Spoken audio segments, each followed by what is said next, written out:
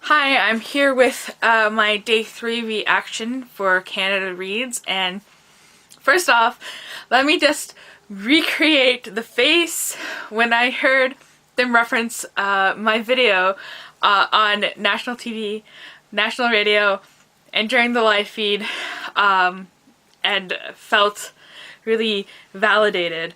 Yeah, I was more like, oh my god, oh my god, oh my god, I was like freaking out. I'm like, did they really just say corny pickles? So that was so cool. That was so cool. I just want to reassure, my longtime fans, that I'm not gonna let fame change me. I will be adding a room full of puppies, to my rider at all future public appearances. But aside from that, everything's just gonna stay the same. Okay. So, yeah, let me address what's going on. So I read the books in February. I pit up my reviews. I try to read other people's reviews, but it's really that discussing and getting really deep into it actually changes your opinions. And I've had this happen in past years of Canada Reads. So I do want to address directly the point that they brought up was that I thought 15 Dogs really took a dim view of humanity. And I still believe that. I still think that it is quite a downer to read that book and think, like, there's not really any kind humans represented in the book, I found. But Humble's eloquence and his arguments have really made me think about the book in a different way.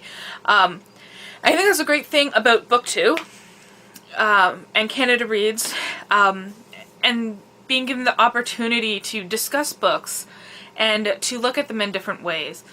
We have the smaller scale, personal book clubs, and then the larger scale national Canada Reads book clubs type thing. And I think that's a great thing, and I think we need to acknowledge that. I think I've come to look at 15 Dogs now as kind of like a microcosm of the larger history of humanity, and that old school kind of history about just learning about all the bad things, and the horrible things that we have done in our past. And an argument could be made, possibly, that each incident could be corresponded to a point of history in humans.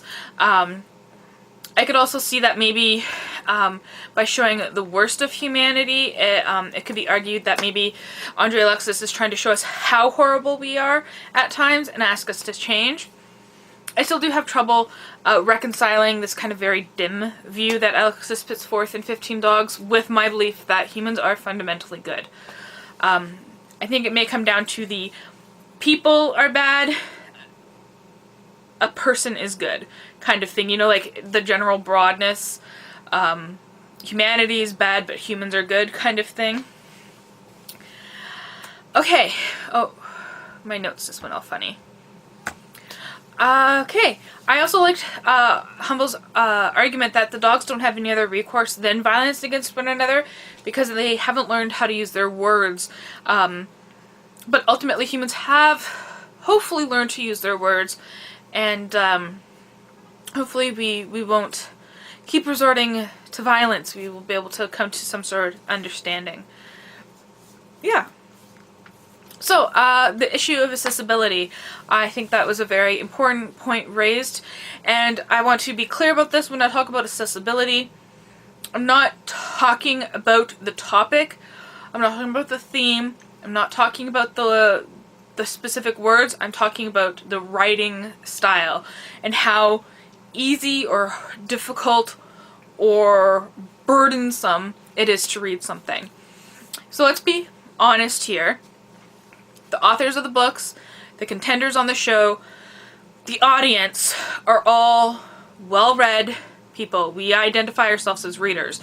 If you don't identify as a reader and you're seeking out and looking at Canada Reads, good for you, but chances are you identify as a reader. And I don't see people who are not readers finding some of these books accessible. So we have this personality, this mindset, this lifestyle that allows us to delve into works that not everyone else does or will take the time and the effort to do that. And Right to be Cold, unfortunately, is unnecessarily dense. And I think they kept bringing up the word heady and stuff, but I think that was the wrong word. I think the word that they were looking for is that there's too much unnecessary information, and I think they should have stressed the unnecessary part. And if I, one of the so-called literary elite who has the access and who identifies as a reader, was immediately turned off by the writing and by the way that she was approaching the topic of climate change, I really don't see how someone who does not identify as a reader, someone who does not believe in climate change, someone who just doesn't care, is going to be changed or even make it through reading The Right to be Cold. I think what Right to be Cold does harkens back to a humble statement about the echo chamber and really only reading things that reflect your already held opinions and views instead of challenging them. I also want to bring up Misha's argument about the entertainment factor in books, and it's a real thing. I think it was really disconcerting to hear some of the other contenders being so quick to dismiss something as soap opera-like and to dismiss something as genre. Because it really shows a literary hierarchy. Here I am just talking about the literary elite, but genre books tend to be largely dismissed by people who just believe in reading literary fiction. And I think that that's damaging and harmful. But it's always been my belief. This is from someone who was very much, we should all just read the classics and not bother with anything published after 1920 before.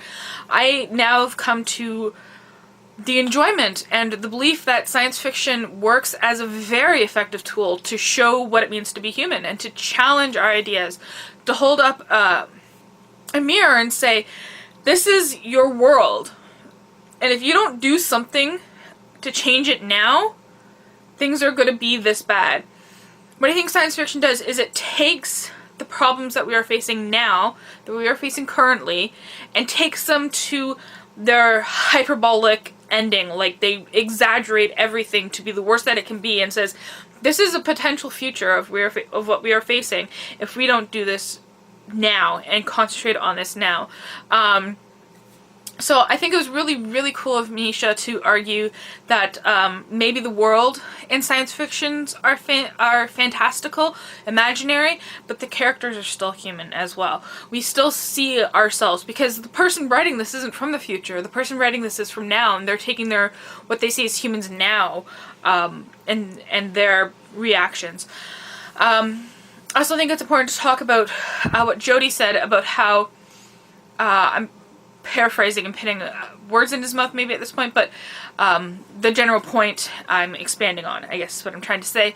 How the author is responsible for creating an environment that is not exclusionary or offensive. Not directly offensive or directly exclusionary, which unfortunately he did make a point that you see that in the break, that they say, white men are like this. And the history has shown that, but presently, if people are confronted with that, they are not going to read the book. They're going to immediately feel excluded from that text, and the author has then failed to create empathy for her characters, to create empathy for who her characters are representing in the larger scheme of things. So I'm glad that he pointed that out. I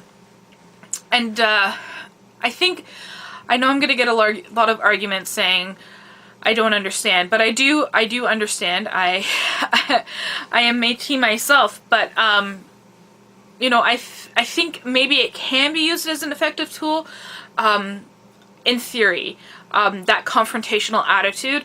But I think in reality, when a lot of people, especially non-readers, are being confronted with this exclusionary attitude, no matter who it's excluding at this point, people aren't going to continue reading. And the author has then failed to garner the empathy that they are searching for from those people. So in real life, it doesn't work out like it does in the theory. So that's it. I'm really still riding on the high of being mentioned on Canada Reads, which is pretty cool.